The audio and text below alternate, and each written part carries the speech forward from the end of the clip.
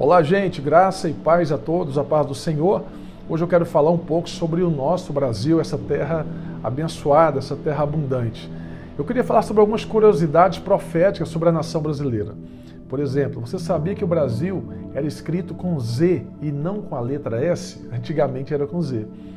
Tem um texto bíblico que eu gosto muito, que é o texto de 2 Crônicas, capítulo 7, versículo 14, quando a Bíblia diz: se o meu povo que se chama pelo meu nome se humilhar, orar, buscar minha face, se afastar dos seus maus caminhos, dos céus eu ouvirei, perdoarei o seu pecado e curarei a sua terra. 2 Crônicas 7,14. Isso é profético para todas as nações, mas eu estava olhando alguns detalhes do Brasil. Por exemplo, o descobrimento do Brasil, o rei de Portugal, chamado Emanuel, olha o nome, Emanuel, significa Deus conosco, enviou para o Brasil 13, mas só foram 12 caravelas. Olha o número 12, que foram comandados por um homem chamado Pedro. Olha o nome do homem, bíblico ou não? Então Emanuel manda Pedro com 12, bem profético, né? Agora, eles chegando no Brasil, eles chegaram no Brasil provavelmente no dia da Páscoa, e eles colocaram o nome do monte, o Monte Pascoal, que foi o primeiro monte que eles viram. Então, Páscoa é o começo de tudo. Olha isso, vem comigo. É o começo da nossa fé, é onde Jesus morreu aonde? No período da Páscoa. Aí, o Frei Henrique de Coimbra, lá de Portugal, ele não trouxe nenhuma imagem de escultura nas caravelas que veio para cá. Sabe o que ele trouxe? Apenas uma cruz.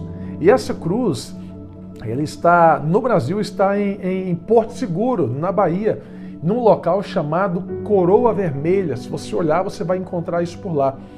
O Frei Henrique de Coimbra e Pedro Vaz de Caminha, eles escrevem uma carta para o rei de Portugal.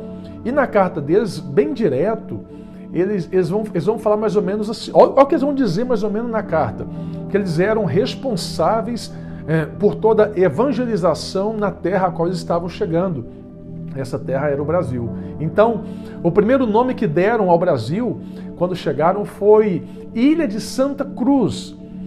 Olha a mensagem da cruz está na nossa história desde os nossos antepassados. Quando eles viram que não era uma ilha, então eles mudaram o nome para Terra de Vera Cruz, ou Terra da Cruz Verdadeira. Olha que coisa pesada, né? Aí, um fator histórico, você junta o profético com o histórico. Vamos lá.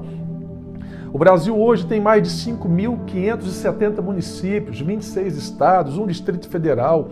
É o maior país da América do Sul, é o quinto maior do mundo em área territorial, é o sexto maior do mundo em população, com mais de 213 milhões de habitantes, e o mais, é banhado pelo Oceano Atlântico. O nosso Brasil, esse Brasil abençoado dessa terra que nós estamos falando. E a descoberta direta também do Brasil, nós sabemos que questão de anos, né, de datas, foi descoberto pelos portugueses, mas provavelmente em 22 de abril de 1500, nessa expedição liderada por Pedro Álvares Cabral, que eu acabei de comentar um pouco sobre ele.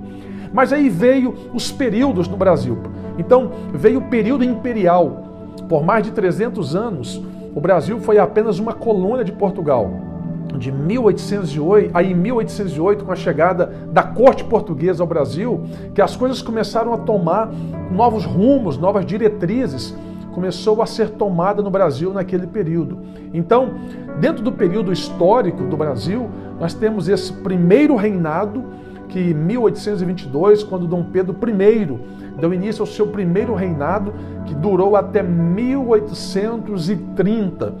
Depois desse período, veio o segundo reinado, que durou 50 anos e trouxe uma série de transformações para o Brasil, para o país, onde vários movimentos se levantaram, e nesses movimentos até culminou com a proclamação da República no ano de 1889. Na sequência, depois, nós tivemos o regime republicano, que foi assumido por Marechal Deodoro, e esse período durou até que uma nova Constituição fosse criada em 1891. Depois desse período, veio o período conhecido como a República Velha, ou a Primeira República, que foi de 1889 até 1894, conhecido também como a República da Espada, dos militares Deodoro da Fonseca e Floriano Peixoto.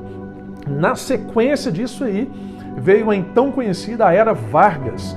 Foi essa fase que teve o golpe de Estado que governou o país por mais de 15 anos. E Getúlio Vargas, dentro dessa história que a gente sabe, foi uma época que o Brasil passou por várias mudanças e transformações em dois aspectos, tanto no aspecto econômico e principalmente no aspecto social da nação brasileira. Depois desse período, teve o então conhecido período do regime militar. Foi de 1964 a 1985. Então, por mais de 20 anos, o Brasil viveu sob o controle das Forças Armadas do Brasil. Depois desse período, veio então a Nova República e se deu com a posse do então presidente José Sarney, né? Os mais novos vão lembrar disso, que assumiu após a morte do presidente eleito, então, Tancredo Neves. Passado 4 anos depois desse período de José Sarney, a população saiu às ruas pedindo então as eleições diretas, né? Esse movimento foi o movimento que culminou com a eleição do então presidente da época, Fernando Collor de Mello, que na verdade ele ia presidir o Brasil por apenas 2 anos e sairia por um impeachment feito, dando lugar ao seu vice na época, que foi Itamar Franco, a qual foi aquele criador do Plano Real, que até hoje está no Brasil e é uma bênção para o Brasil.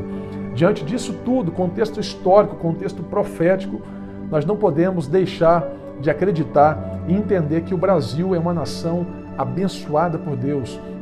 É uma nação que desde a sua fundação, a sua criação, tem mais coisas que eu não falei aqui por causa do tempo, mas nós sabemos que nós somos abençoados, não desmerecendo as outras nações, não. Eu estou falando do Brasil, especificamente do Brasil. Somos abençoados e devemos entender esse favor de Deus sobre nós. Mas vale uma coisa, como está escrito, como eu li no início aqui, se o meu povo que se chama pelo meu nome. Sabemos que é um contexto histórico do Antigo Testamento, mas dá uma aplicabilidade para os dias de hoje, os dias modernos. E nós precisamos a cada dia orar pelo Brasil e pelas nações, orar nesse período de guerra que nós estamos passando. Falo nós no sentido de povo, de gente, senso comum de gente, lá no Oriente Médio, entre Israel e a Palestina. Precisamos orar por salvação de almas e mais do que isso, ir atrás de pessoas que precisam do favor de Deus através da salvação. Tá bom? Esse foi o vídeo de hoje, eu te espero amanhã no próximo vídeo. Deus te abençoe muito, compartilhe com alguém, inscreva no canal, deixa o seu joinha. Deus te abençoe muito, fica com Deus.